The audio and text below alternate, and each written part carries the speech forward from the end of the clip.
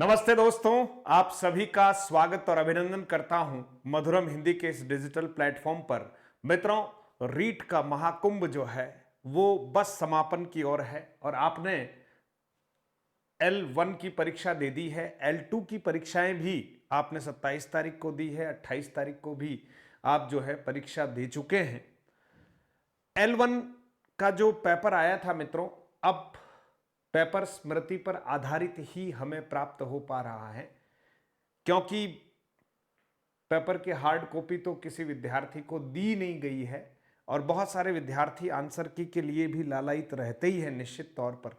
तो स्मृति पर आधारित अर्थात कुछ हमारे विद्यार्थी हैं जिन्होंने सहयोग किया है और मुझे व्हाट्सएप पर कुछ प्रश्न इस रूप में भेजे हैं, तो उन सब का चयन करके एक आध प्रश्न प्लस माइनस हो सकता है। इसमें ऑप्शन भी बहुत मुश्किल रहते हैं, एक दो विद्यार्थियों ने कुछ ऑप्शन भी अपनी ओर से भेजे हैं।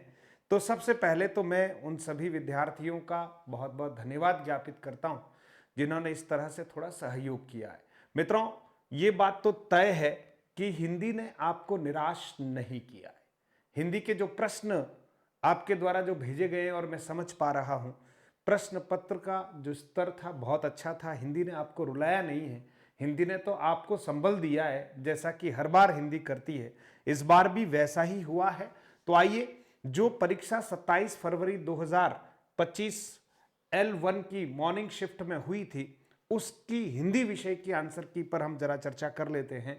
तो ये आपकी पात्रता परीक्षा है और ये पात्रता परीक्षा आपकी बहुत अच्छे से क्लियर होगी, ऐसा मुझे विश्वास है। और आपको भी लगता होगा पेपर देने के बाद कि आपने बहुत कुछ अच्छा किया है, तो अच्छा होना ही चाहिए था, इसमें कोई दोहराए नहीं है। और जब अच्छे की बात करते हैं मित्रों, तो निश्चित तौर पर आप ये मानकर चलिएगा कि कहीं न कहीं आपके गुरुजन, आपकी पुस्तकें, आपके माता पिता का आशीर्वाद, ये सब कहीं न कहीं काम में आया।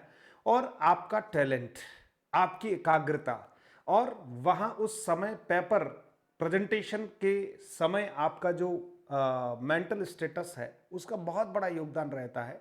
मैं आपका सहयोग कर पाया और कुछ देव योग ऐसा था कि बीच में मैं आप सब लोगों की कक्षाएं नहीं ले पा रहा था। फैमिली में भतीजे का देहांत हो जाने की वजह से मैं खुद डिस्टर्ब हो गया था और निश्चित तौर पर जब 23-24 वर्षीय एक यंग लड़का हमारे बीच में नहीं रहा, तो आप सोच सकते हैं कि मेरी पर्टिकुलर स्थिति क्या रही होगी।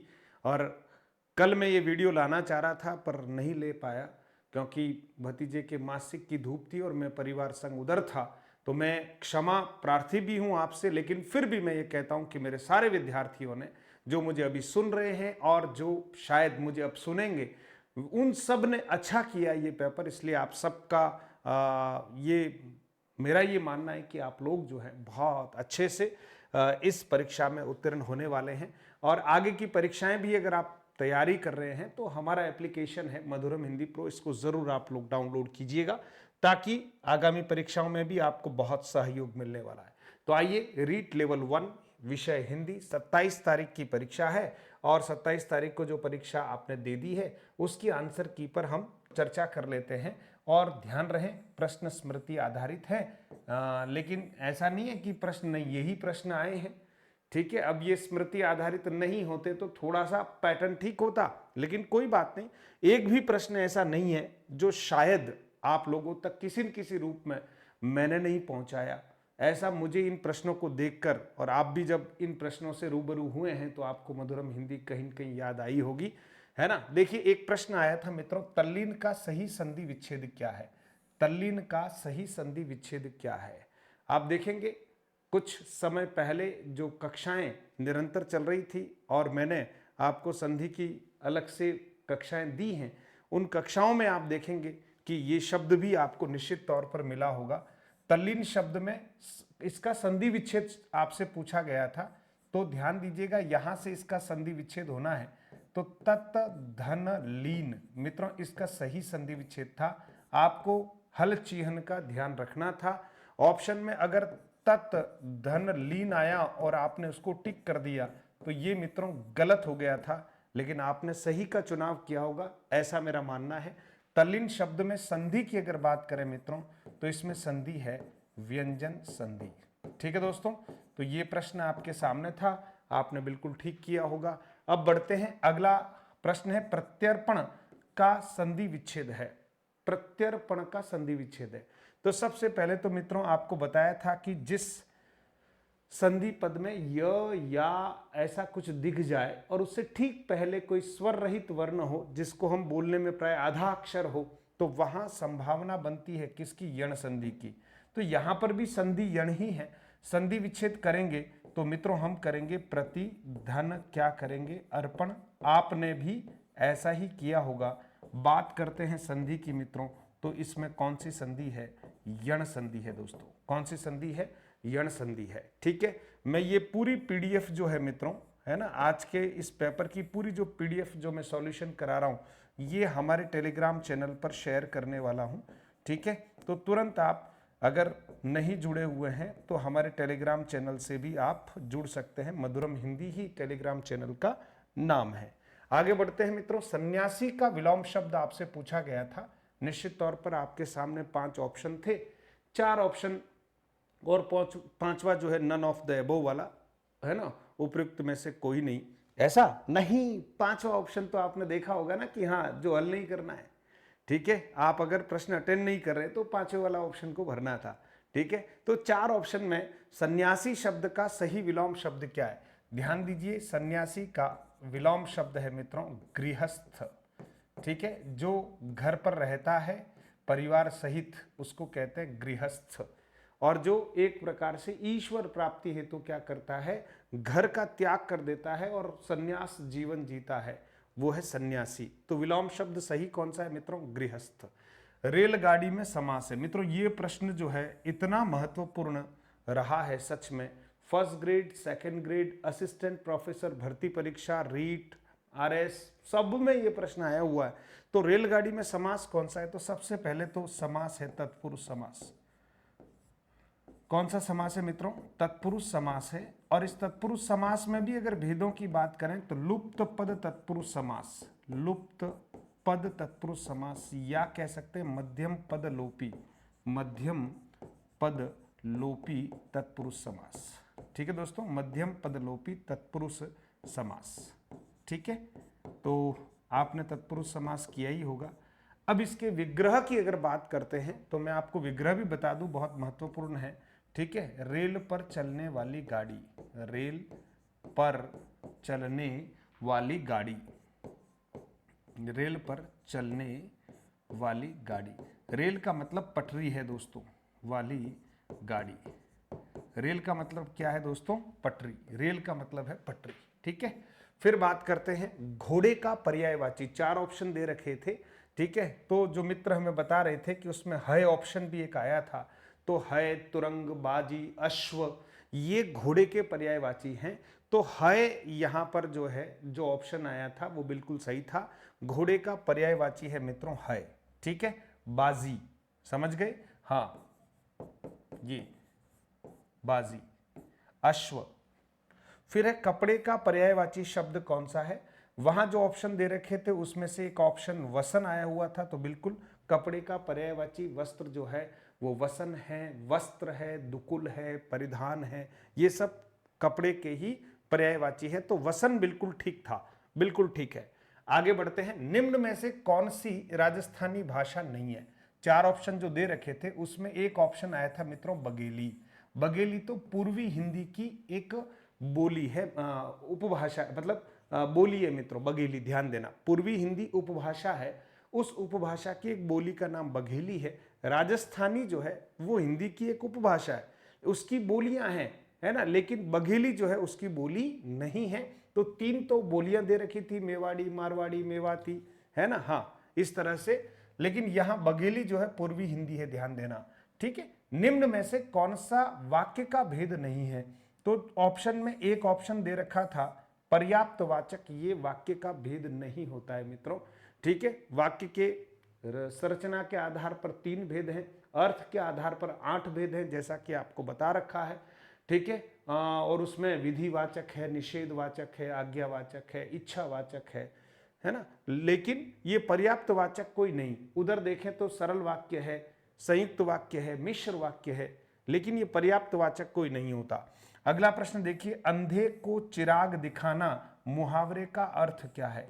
तो जो ऑप्शंस दे रखे थे उसमें से एक ऑप्शन था मूर्ख को उपदेश देना। अंधे को क्या दिखाना? चिराग। कोई लेना देना नहीं है रोशनी से। इसी तरह से कोई व्यक्ति मूर्ख है और उसको आप उपदेश देने में काफी समय बिताएंगे तो वो कोई मतलब नहीं है। तो मूर्ख को उपदेश देना, ये बिल्कुल इसका सही आंसर था। आप भी शायद यही करके आए होंगे। इतना अच्छा पेपर आया था। एक प्रश्न कहीं ऐसा भी मुझे दिखा है कि मालिनी में कितने वर्ण होते हैं, मालिनी छंद है उसमें कितने वर्ण होते हैं।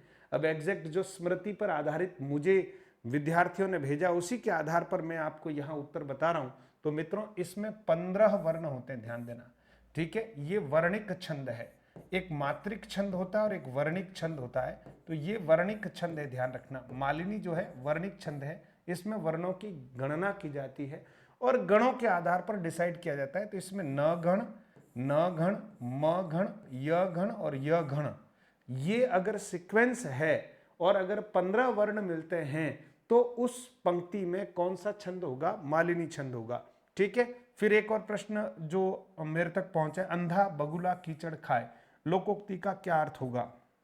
बगुला अंधा है, अब वो बेचारा अंधा है तो अब क्या कर रहा है? कीचड़ खाएगा, उसको कुछ मिलने वाला नहीं है, है ना। तो भाग्यहीन को सुख नहीं मिलता, इसका अर्थ है भाग्यहीन को सुख नहीं मिलता।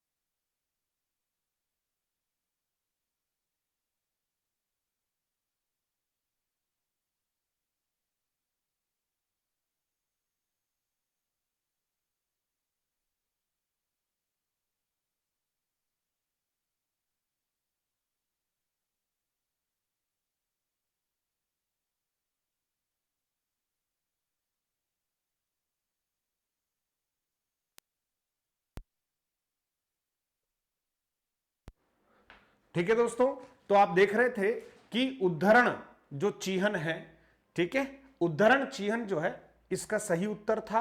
तो ये इकहरा उद्धरण चिह्न और दूहरा उद्धरण चिह्न होता है। तो हमें ध्यान रखना है, जो इकहरा उद्धरण चिह्न है, ठीक है, उसका प्रयोग तो किसी उपनाम में, जैसे सूर्यकांत त्रिपाठी निराला, है ना। तो सूर्यकांत त्रिपाठी और निराला इनका उपनाम है, तो सिंगल इन्वर्टेड कॉमास का प्रयोग करते हैं। अंग्रेजी में इसको डबल इन्वर्टेड कॉमास कहते हैं। तो किसी कथन को, किसी के उद्धरण को या किसी की बात को हूबहू ज्यों का त्यों लिखना हो तो हम उद्धरण चिह्न का प्रयोग करते हैं और वो दोहरा उद्धरण होता है। निम्नलिखित में से कौन राजस्थानी भाषा है? ऐसा एक प्रश्न आया। तो मित्रों ढूंढाड़ी जो बोली है, जिसको जयपुरी भी बोलते हैं, वो राजस्थानी भाषा ही है, उसकी एक बोली है। ठीक है मित्रों, बहुत बढ़िया। चलिए आगे बढ़े। भारतीय शब्द में कौन सा प्रत्यय होगा? ये एक प्रश्न है। तो भारतीय शब्द में मित्रों भारत यहां पर मूल शब्द के रूप में है, भारत, और उसमें बड़ी ई, ध्यान रखना, बड़ी ई है ना। तो ये ई प्रत्यय लगा हुआ है। जब भारत में ई प्रत्यय जोड़ते हैं तो शब्द बनता है भारतीय, तो ई प्रत्यय। अब कहीं ऐसा भी है, शायद ये आया है या नहीं, देख लीजिएगा, मेरे तक आई बात। उल्लास का सही संधि विच्छेद है। तो मित्रों जिस तरह से तल्लीन का संधि विच्छेद था वैसे ही उत धन लास है, और ये व्यंजन संधि है मित्रों, व्यंजन संधि का उदाहरण है। ठीक है, और यहां पीछे चूंकि ल या ला आया है तो संधि होने पर ये आधा त भी किस में बदल जाएगा? आधे ल में, और एक शब्द बनेगा उल्लास। पेपर आप दे चुके हैं, अब आपके भीतर भी एक उल्लास निश्चित तौर पर बना हुआ होगा कि अब हमें थर्ड ग्रेड की तैयारी शुरू कर देनी चाहिए। ये उल्लास है और जीवन में होना भी चाहिए। एक कोई कह रहा है कि क्वान्यत्र, एक कोई शब्द आया, उसमें कौन सी संधि होगी? तो मित्रों यहां से इस शब्द को तोड़ा जा सक रहा है ना। तो क्वानी धन अत्र मिलकर बनता है क्वान्यत्र, तो यण संधि है। ठीक है, एक आध प्रश्न आगे पीछे संभव है मित्रों, स्मृति पर आधारित है। अच्छा, एक आग्रह और कर लेता हूं, अगर कोई प्रश्न इसमें से और रह गया हो और आपको ध्यान में आ रहा है कि सर ये प्रश्न तो किसी ने आप तक भेजा ही नहीं, तो आप कमेंट बॉक्स में जरूर उस प्रश्न को डालिएगा, है ना। और उसका आंसर आपको ध्यान में आ रहा हो, नहीं आ रहा हो, क्या होगा, तो आप जरूर कोशिश कीजिए, कमेंट कीजिएगा, मैं उसका उत्तर दूंगा निश्चित तौर पर। क्योंकि मैं अभी L2 के जो हमारे वीडियोस हैं वो भी आपके समक्ष आएंगे आंसर की के, वो भी मैं बहुत जल्दी आपको देने वाला हूं, तो उस प्रश्न को वहां भी मेंशन कर दूंगा ताकि कम से कम आपको उसका उत्तर ध्यान में आ जाए। एक वन वर्ड से संबंधित प्रश्न था, विष्णु को मानने वाले या विष्णु के उपासक जो भी हैं उनको क्या कहा जाएगा? तो वन वर्ड में उनको वैष्णव कहा जाएगा। जो शिव की उपासना करते हैं उनको शैव कहा जाता है, और जो भगवान विष्णु की उपासना करते हैं उनको वैष्णव कहा जाता है। एक कोई प्रश्न, परिश्रम में कौन सा उपसर्ग है मित्रों? तो परिधन श्रम होता है, तो उपसर्ग कौन सा हुआ? परि उपसर्ग हुआ। एक कोई प्रश्न ऐसा भी ध्यान में आ रहा है कि अरहर की टट्टी गुजराती ताला का अर्थ क्या होगा, लोकोक्ति का अर्थ क्या होगा? तो कम मूल्यवान जो वस्तु है मित्रों, कम मूल्यवान जो वस्तु है, कम मूल्यवान वस्तु की सुरक्षा में, है ना, बहुत ज्यादा धन का व्यय करना, ये इसका अर्थ है। तो मैं आपको यहां अर्थ होगा कम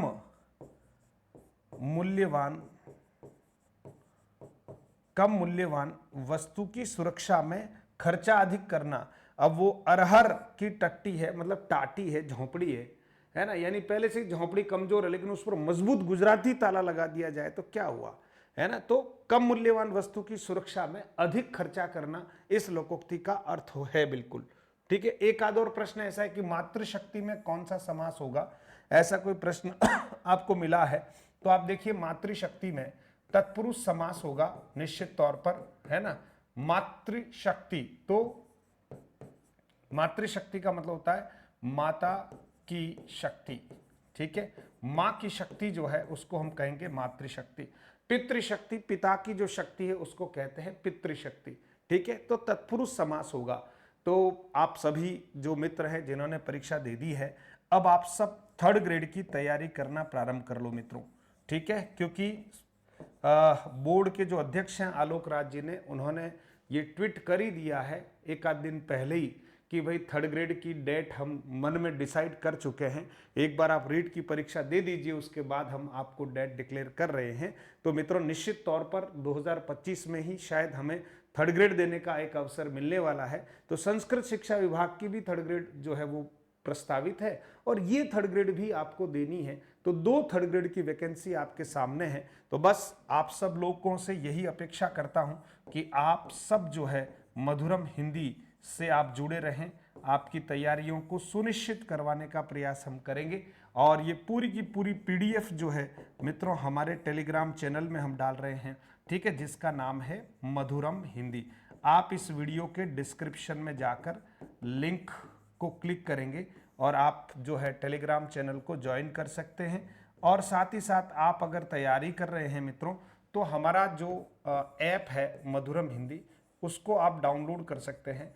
मधुरम हिंदी थर्ड ग्रेड की स्पेशल तैयारी और निःशुल्क टेस्ट हम इस पर डाल रहे हैं। मधुरम हिंदी प्रो, ध्यान रखना PRO जरूर आपको ध्यान रखना है ना। ये हमारा लेटेस्ट ऐप है मधुरम हिंदी प्रो। इसको डाउनलोड करते ही एक कोर्स जो है हिंदी व्याकरण का आपको फ्री मिल रहा है, हिंदी व्याकरण का कोर्स फ्री मिल रहा है, और 2 टेस्ट सीरीज आप सभी मित्रों को फ्री मिलने वाली है।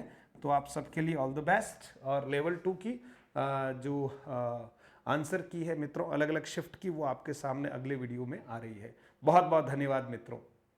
वंदे मातरम, जय हिंद।